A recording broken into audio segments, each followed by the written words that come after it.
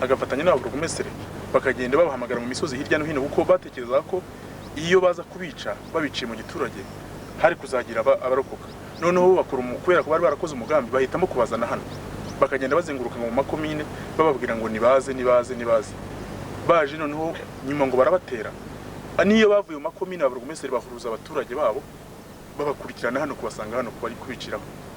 Umunsi ya mbere ngo babanje kwirwanaho ariko nyuma ngo bahuriza abajandarume na sous-préfet kuko ngo ababashije gucika bashaka gucikira za Nyanza babwiye abajandarume ku Gikongoro babategera hajya kuri mwuga benshi abagore no baguye ababasore no baguye. Nicyo gituma ureba hano haboneka amagufa makeya kuko hari abana bamwe basigaye hano niho bitubwira kandi turabafite si benshi ariko turabafite.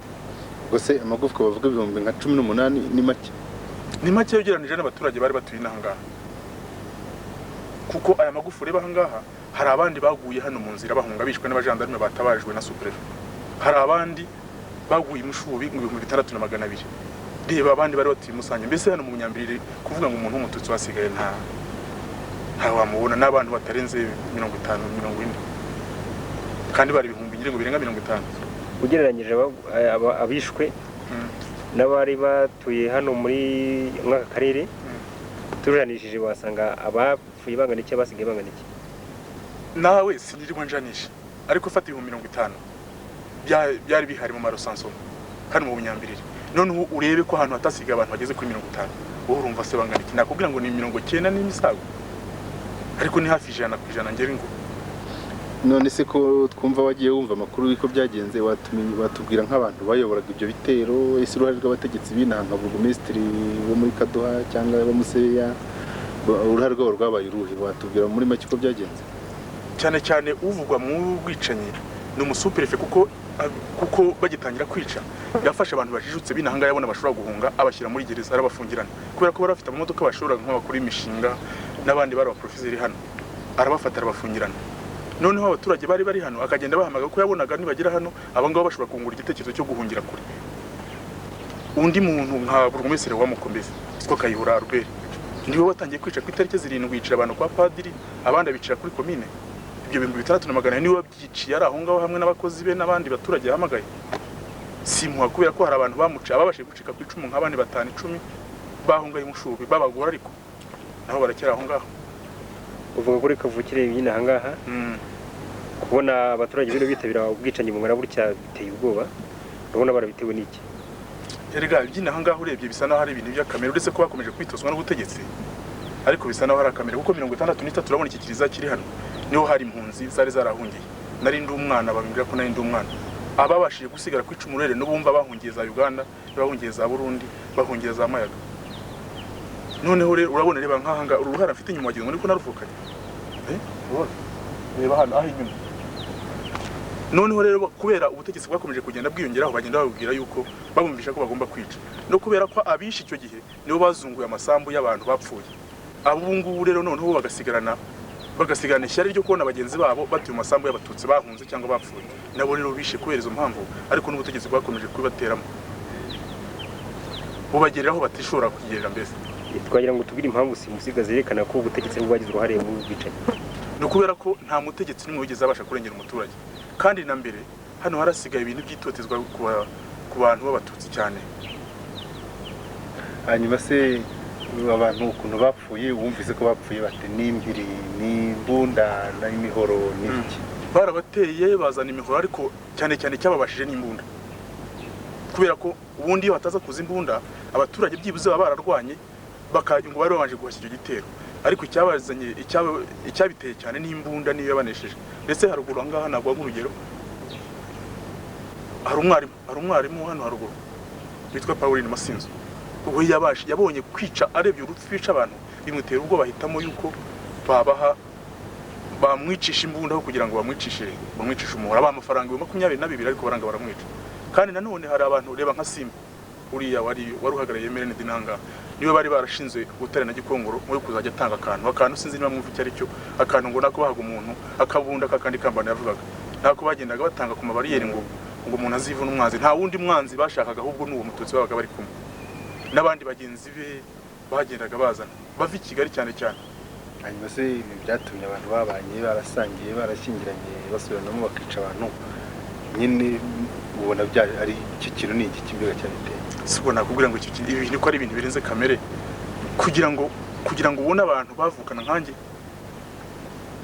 nani mfite abantu twabaga turi kumwe ariko nubwo babaga bafite uwo mutima ntibashaka kuwunyereka yego barabinyerekaga ariko nkabirenzaho ntekereza ko ibintu byabaye mu nyambiri buri wese yakwisobanurira kuko kubona abantu yica umuntu baturanye babyirukanye basangiye n'ibintu birenze ibitekerezo by'abantu ubona se noneho kugira ngo ubwiyunge bushobore kuboneka hagati y'abahutu n'abatutsi nta ntambara zigombye kubaho nk'uko byagiye bibaho bitewe n'ubutegetsi kuko bivuze byagenda bite ntekereza ko mbere na mbere urabona ahandi habiriwe ubwicanyi bagiye bafata abantu babigizemo uruhare bakabahana na hano abicanyi bazabashake noneho babahane bitume byibuze na twa tuntu twabashije gusigara nk'ubu ngubu nta muntu w'ibunyambere ushobora gutinyuka kuza mu isambu ye kubera ko abazi ko bamwishe igihe bakiri aho ngaho bamwica ariko noneho ntekereza ko yenda abo bantu nibamara gufatwa bakabihanirwa bikurikije amategeko umuntu azahera aho ajye yumvikana mugenzi we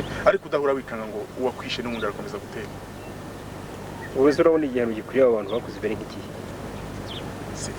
umuntu wishe aba bana uretse jye numva bamwica nese umuntu wishe umwana akica umugore utwite akica umukecuru utamurwanya jye numva igihano cyo umuntu wishe impinja kindi wamuhanisha uretse kumwica niki utamwishe hari ikindi kintu ugiye ntekereza ko gituma bagombye kubahanisha urwo gihano cy'urupfu nibatabica nezo bazongera ariko byibuze nubona umuntu wishe abantu nk'aba ngaba bamwishe uri muturage mugenzi we azabitinya ntabwo azabyongera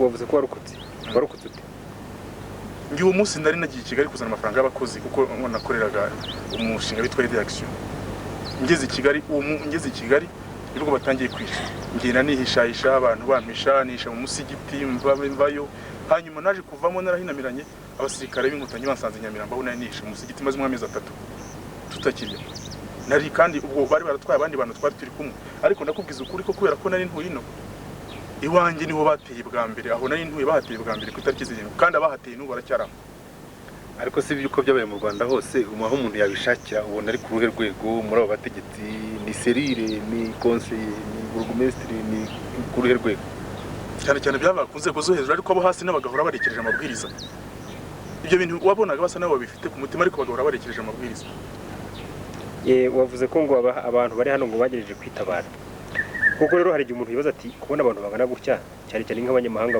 bagiye bageze no bibaza kubona abantu bangana gutya bicwa gutya bagashira badashoboye kwitabara tibyumvikana ese kwitabara mu by'ukuri ubona ko ari kwitabara urumva byagenze bite ari kwitabara kubera ko babanje guterwa n'ibitero byavuye za Muse aha mu giturage bese abantu bagendaga bagukurikira ndashaka kubaza ko impamvu nshaka icyo kibazo nkikubajije nuko ntavuga ngo uwagerageza kwitabara ngo yabaga ahubwo akojeje hagati mu ntozi ese byaba ari byatumye abantu bose bashira kuri ko bashatse kwitabara ntabwo ari byo kubera ko bitabaraga n'ubundi kubera abantu bari kumwe kandi ese bitabaraga abantu bari bazanye imbunda wari uzi ko ikindi kintu kibasigaje ari bazanye imbunda zo kubarasa kandi nyinshi ko zavaga iyo za Kigali no ku Gikongo hari ikibazo bakunda kuvuga ngo umututsi bundi ngo ngoma kwicwa mu Rwanda ngo nta nubwo no kwitabara nta n'uburenganzira afite bwo kwitabara nawe ni kubibona ntabwo ariko mbibona ko umututsi n'umuturage kimwe n'abandi kimwe n'uko umuhutu ari umunyarwanda kimwe n'abandi uburenganzira afite mu gihugu umuntu ari bwo umuhutu yagira tutagombye gupfa amoko yaba umuhutu yaba umutwa yaba umututsi agakora gusa akurikije amategeko cyangwa se n'imibanire y'abanyarwanda kuko umuco wari uri ntabwo ari mubi bavuga se ngo bari inyenzi benshi bagiye bicwa mu gihugu bavuga ngo ni inyenzi abandi bari inyenzi n'iki cyangwa se bari zo gitekereza iki ndakubwiza ukuri ko mwaka karere n'uretse no kuvuga ngo inyenzi bundi inyenzi babyitiraga bari abasirikare ba FPR ariko inaha ngaha ndakubwiza ukuri hari n'abantu bapfuye bakiri muri MRND utanamubwira no ku nta handi hantu yumva yajya ibyo bintu by'amashyaka nta kintu mubwira we tugeze ku kibazo cy'itsembatsemba ryaje rishaka abatutsi hari abatutsi bari muri MRND kuko ndetse bavuga ko bari na benshi ariko bararenga baricwa ibyo bintu urabona ari ibiki wabivuga ute ni inyota yo kwica yewe ntekereza ko ari inyota yo kwica bamwiciraga ko ari umututsi ntabwo bamwiciraga ko ari mu ishyaka riniri akandi kabazo twavuga ko umututsi mu Rwanda badafite uburenganzira bwo kwitabara muri 59 uzi byabaye baratsembatsembye bashatse kwitabara bati reka tubohereze mujye mucibwe Zaire abandi mucibwe Nyamata abandi mucibwe abagiye hanze babonye barenganye bagarutse kwitabara bati abasige mu gihugu turabatsembatsemba 73 umututsi ashatse kubyutsa umutwe rwose no mu Rwanda byanabereye byari bitutsi Burundi umututsi ntakagira ijambo barica ubu ngubu ejo bundi wabonye uko byagenze umututsi uri hanze ati ndashaka kujya nanjye kugira uruhare mu gihugu cyanjye barica ibyo bintu ni iki wabwira amahanga wewe no kutsembatsemba ko umututsi mu Rwanda amerewe ngewe ntekereza uko guhora bashaka kwica umututsi buri mwanya umututsi ubundi sintekereza ko ari ikintu yari yarabakoshereje ariko ahubwo abo bantu bamwica nibo batekereza ikintu gituma bamwica ntawe ngo umututsi yateye inyenzi zateye batiri mwica umututsi 59 63 iteka bahura batematema ahubwo abantu barorokaga twagira ngo mutubwire amazina yanyu n'icyo mukorana yewe banyita Kapiteni Rose Sintare abashinzwe ingabo zo muri Superefegitura ya Kaduha umutekano muri rusange na buri kintu cyari cyo cyose gishobora kuba giturutse muri Superefegitura kugira ngo nabatabare bugufi cyangwa nkabafashiriza bugufi mu ngorane yari yo yose. Witwa nde? Nitwa Ndorimana Tasiyani. Niba naboneraho kwibwira bitari izina gusa nk'abandi umuntu ukomoka hano muri komine ya Karamba muri paruwasi ya Kaduha bije cyane ariko muri abantu bashishiki nakubwira nyine ko nitwa Ndorimana Tasiyani nk'abandi umuntu ukomoka hano muri komine Karambo hano nyine muri paruwasi ya Kaduha wacu ni hakurya ahitwa mu Kinyana Serere Kinyana Setere Nyakiza nkaba rero muri iki gihe barizwe Kigali aho ndi umukozi mukuru aho bita abakuru b'imirimo muri serivisi za Minisitiri w'Intebe ako kazi nkaba gakora kuva mu myaka 2 n'igice ishize igihe muri iki gihugu hari yatangiye ibyo twitaga gouvernement de transition. Wabonye ibintu biri hano iruhande rwawe biteye ubwoba arababirebera ku mashusho gusa wowe uri iruhande rwabyo kandi byabera iwanyu ni iki wabivugaho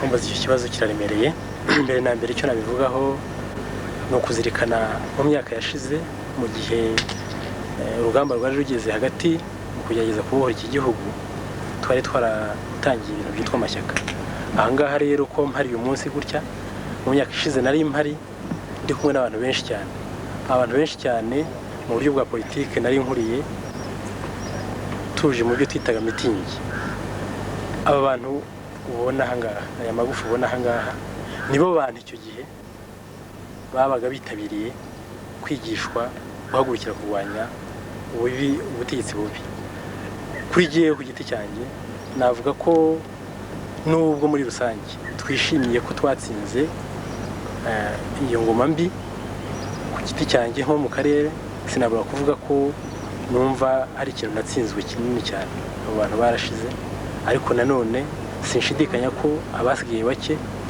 n'abandi bazabunganira n'abandi bazakosorwa bakahinduka abantu bakava mu bunyamaswa sinabura kuvuga ko muri rusange twatsinze kandi dushobora kuzubaka igihugu kizima.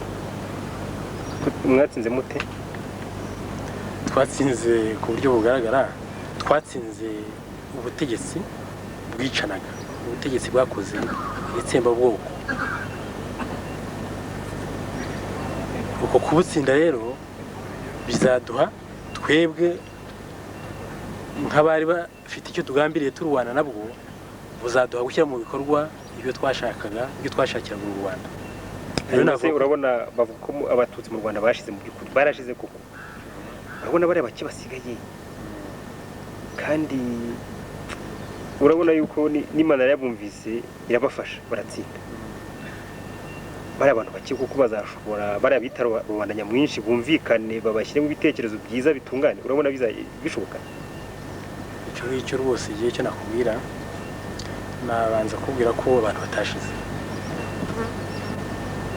kakubwira nyine ko abantu batashize kubera impamvu zigaragara nubwo nta barurari twakoze abantu barashize hano mu Nyambiri, abantu barashize mu gihugu imbere, ariko abantu benshi baratahutse, abantu bandi barasigaye.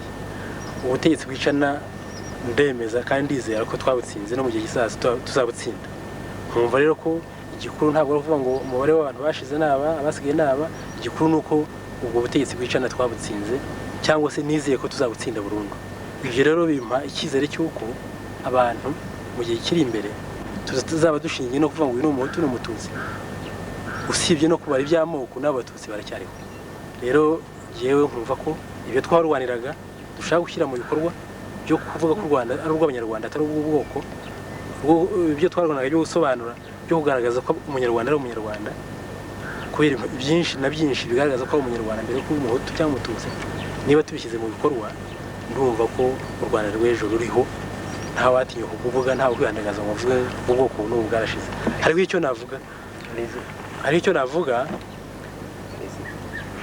Vous avez dit que vous êtes de cette commune. Pouvez-vous faire une estimation des morts dans la commune et des rescapés? Dans cette commune, ou plutôt dans cette sous-préfecture, à propos des statistiques, je ne saurais pas préciser, mais tout ce que je sais, c'est que c'est une population recensée d'après le recensement plus ou moins biaisé du système du régime déchu. On dénombrait à peu près 40 000 Tutsis dans cette sous-préfecture. Aujourd'hui, nous décomptons à peine une cinquantaine. Donc, on parlait des statistiques, l'ethnie Tutsi est exterminée à plus de 99% dans cette sous-préfecture. L'ethnie Tutsi est exterminée. Mais on dit quand même que les réfugiés qui étaient extérieurs, le FPR, composé en grande partie de réfugiés, a remporté la guerre et que c'est pratiquement le régime FPR qui gouverne le pays actuellement. Est-ce que vous pensez que ce FPR qui a été exterminé pourra vraiment avoir la force de gouverner ce pays où il n'y a plus de Tutsis? Vous avez dit que vous étiez de l'opposition du temps de la Deuxième République et que vous êtes sûr que l'opposition a remporté la victoire. Est-ce que ce n'est pas une victoire à la Pyrrhus ayant perdu autant de gens? Et revenant un peu sur un avis d'un politicien européen, même l'opposition qui a remporté la victoire serait incapable de gouverner parce qu'il est minoritaire. Qu'est-ce que vous en pensez? Merci de la question.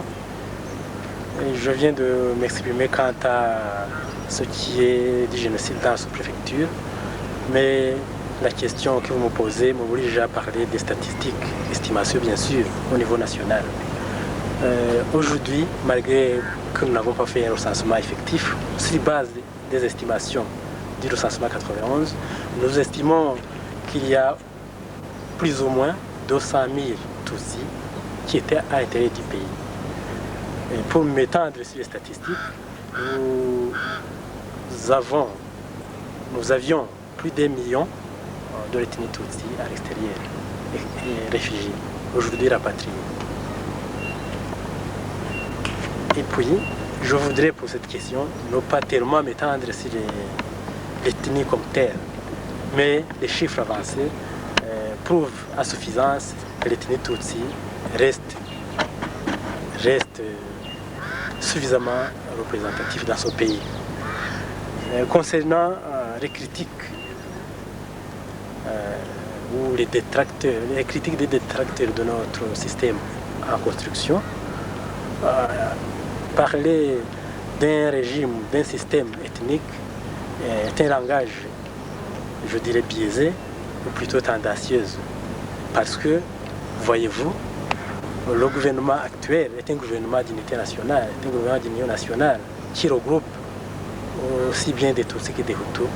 Et pour m'exprimer en termes de pourcentage, 60% de ce gouvernement est de l'ethnie Hutu, à compter notamment le président de la République rwandaise, le Premier ministre de la République rwandaise, le vice-premier ministre et un temps de ministre. Donc, ceux qui parlent d'un gouvernement ou des institutions ethniques ou des institutions qui sont basées sur une minorité sont vraiment plus que tendancieuses. Parce que après justement cette victoire du FPR, une victoire militaire, apparemment le FPR, bien que il avait gagné complètement la guerre, a plutôt appliqué ce qu'il avait enseigné. Il enseignait plutôt qu'il se battait pour libérer le peuple et non pour accaparer le pouvoir. Et ce que je constate, c'est que justement le système politique mis en place, le gouvernement mis en place, le Parlement mis en place a été constitué conformément au terme de l'accord de paix d'Arusha que nous avions signé justement parce que nous options pour une résolution pacifique du conflit rwandais. Le FPR donc a appliqué exactement c'est trop dire, parce qu'il le fallait, parce que c'était impératif d'exclure les génocidaires. Une certaine opinion parle d'une attaque imminente venant de l'extérieur qui serait menée par ceux qui ont perpétré le génocide. Pensez-vous que cette attaque pèse comme l'épée de Damoclès sur nous? Ça serait trop dire. Il est vrai que ces génocidaires peuvent tenter un coup, mais à mon avis, ça ne serait que juste un essai de perturbation de l'ordre. Mais à mon avis, tenant en considération la force militaire, la force politique, le système que nous construisons, les partenaires bilatéraux et multilatéraux de la coopération, je suis d'avis que l'armée déchue, l'armée vaincue, l'armée anéantie hier n'est pas aujourd'hui à même de s'organiser, surtout que s'organiser implique une cause défendable.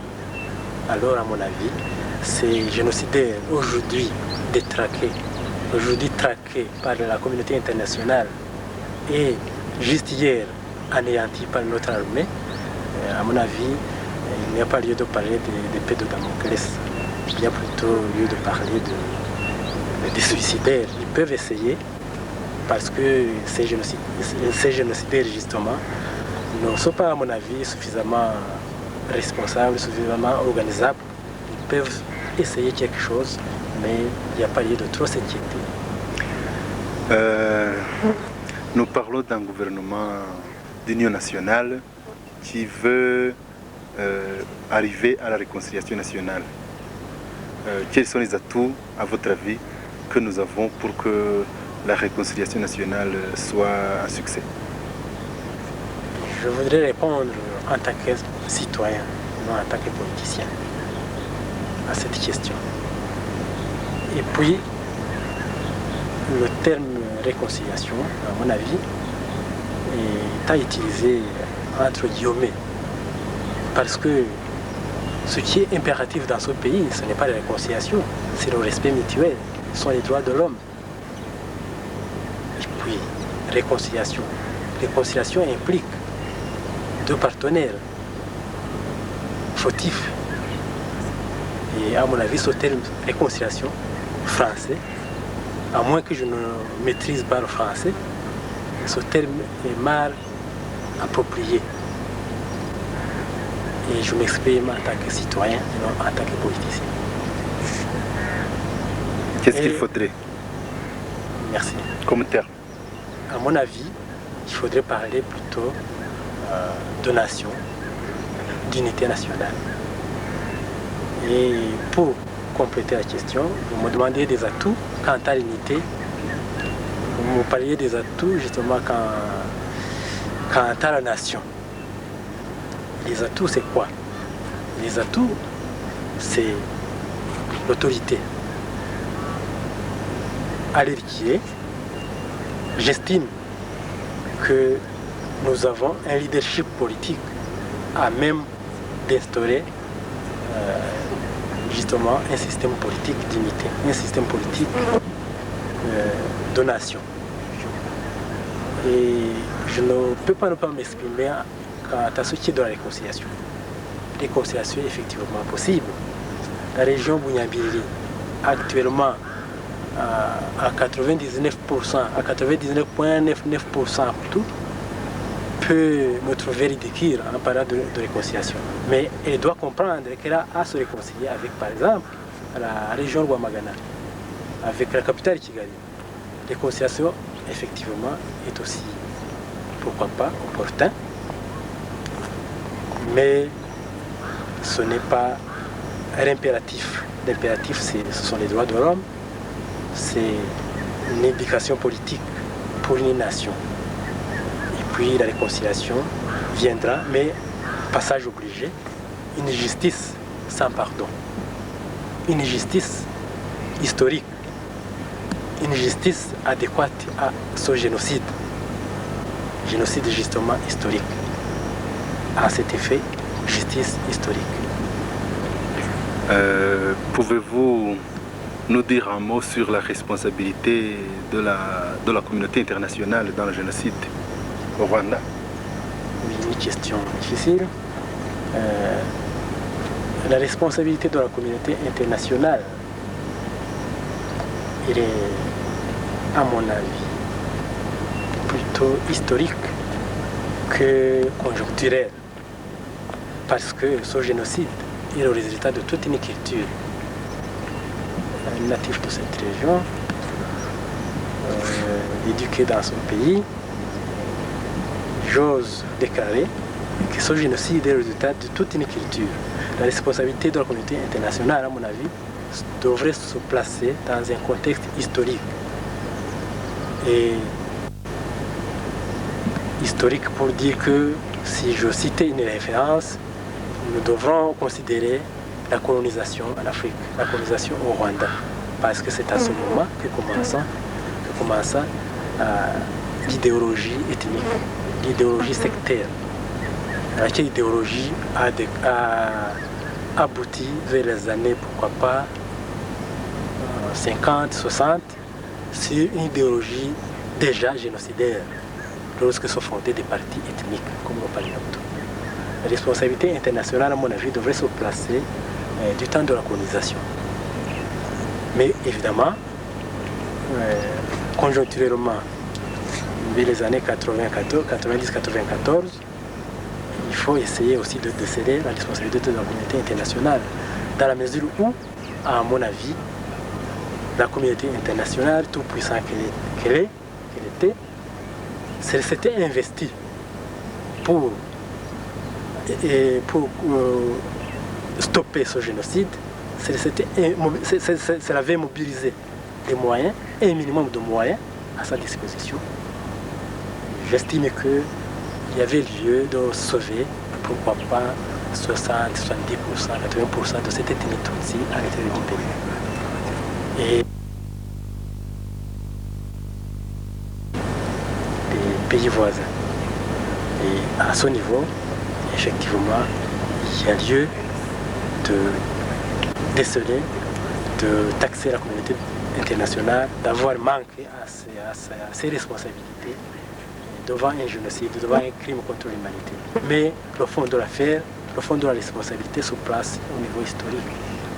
Dans la mesure où c'est avec la colonisation, c'est avec les colons. Pourquoi? C'est avec les colons que l'idéologie ethnique a commencé. C'est avec les colons qui étaient déterminés, non pas à les objectifs de ces colons vers les années justement de la colonisation, ce n'était pas justement d'enseigner l'ethnisme, c'était plutôt des objectifs de dominer. Pour dominer, ils ont opté pour une idéologie dont ils ne maîtrisaient pas les tenants et aboutissants.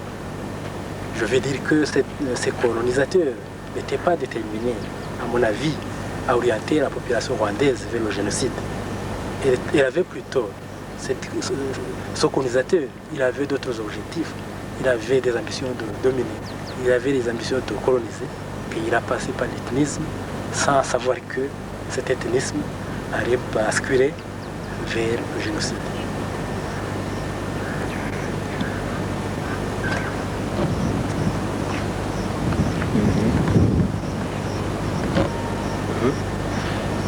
Quel message message pourriez-vous adresser aux rapatriés Tutsi qui pourraient redouter un sort pareil? C'est de la question. C'est la patrie Tutsi.